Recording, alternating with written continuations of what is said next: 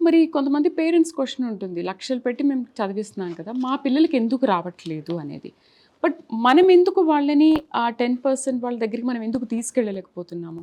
అక్కడ లోపం ఎవరిది కనిపిస్తుంది? పిల్లలు బాగా చదవట్లేదంటారా? పేరెంట్స్ డ్యూటీ అయితే పేరెంట్స్ చేస్తున్నారు. లక్షలు పెడుతున్నారు. వాళ్ళ తప్పు లేదు అడగడంలో. మరి ఇక్కడ ఎవరి మిస్టేక్ ఉంది? యాక్చువల్‌గా దీంట్లో మేడం నేనైతే టీచర్స్ అండ్ మేనేజ్‌మెంట్‌ది అని అంటాను. హుహు. ఎందుకనంటే పేరెంట్స్ అందరూ కూడా చదువుకున్న వాళ్ళే ఉండాల్సిన అవసరం లేదు. హ్మ్. ఫర్ ఎగ్జాంపుల్ మా ఫాదర్ ఒక ఫార్మర్. నేను ఐఐటీ మద్రాస్‌లో చదువుకున్నా. హ్మ్. అంటే నాకు గైడెన్స్ ఇచ్చిన వాళ్ళు బాగున్నారు కాబట్టి నేను ఐఐటీ మద్రాస్‌కి వెళ్ళాను. మరి మా ఫాదర్‌కి ఏం తెలవదు కదా! ఆయన్ని గైడ్ చేయడం అది తప్పు. మీరు గైడ్ చేయలేదు కాబట్టి ఒకవేళ నేను ఐఐటీ మద్రాస్‌లో చదువుకొని ఉండకపోతే అవును. పేరెంట్‌ది రాంగ్ కాదు కదా! అవును. సో పేరెంట్‌కి తెలవదు కాబట్టి ఒక ఇన్‌స్టిట్యూషన్‌లో జాయిన్ చేయించారు. సో ఇన్‌స్టిట్యూషన్సే బాధ్యత ఈ రకంగా చూసుకుంటే. మేబీ నా పేరెంట్ మోటివేషన్ కూడా ఇవ్వలేకపోవచ్చు. ఇప్పుడు ఇందాక చెప్పారు సార్ ఒకళ్ళు అడిగారు. సార్ కిరణ్ సార్ మీరు యూట్యూబ్‌లో చెప్తే మొత్తం మేము ఎనాలిసిస్ చూసాము. హ్మ్. ఆ ఎనాలిసిస్‌ని చూసుకొని మేము మా అబ్బాయికి గాని, మా అమ్మాయికి గాని ఎక్స్‌ప్లెయిన్ చేసామని చెప్పారు. చేసాము. సో యూట్యూబ్ అనేది మేము ఫ్రీగా చెప్తాం.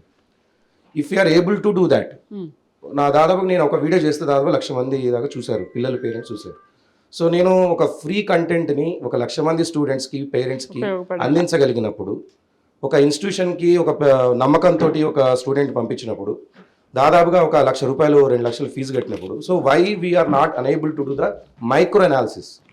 అంటే జనరలైజ్డ్‌గా ఇందాక అన్నాడు 3D జామెట్రీ అని అన్నారు. మరి ఇన్‌స్టిట్యూషన్ ఏదనేది నాకు చెప్పలేదు కానీ 3D జామెట్రీ అని అన్నారు. 3D జామెట్రీలో కొంతమంది పిల్లలకి సరిగ్గా రావట్లేదు. సో మా అమ్మాయి కొద్దిగా కూడా చాలా మందికి అదే ప్రాబ్లం ఉందని చెప్పారు.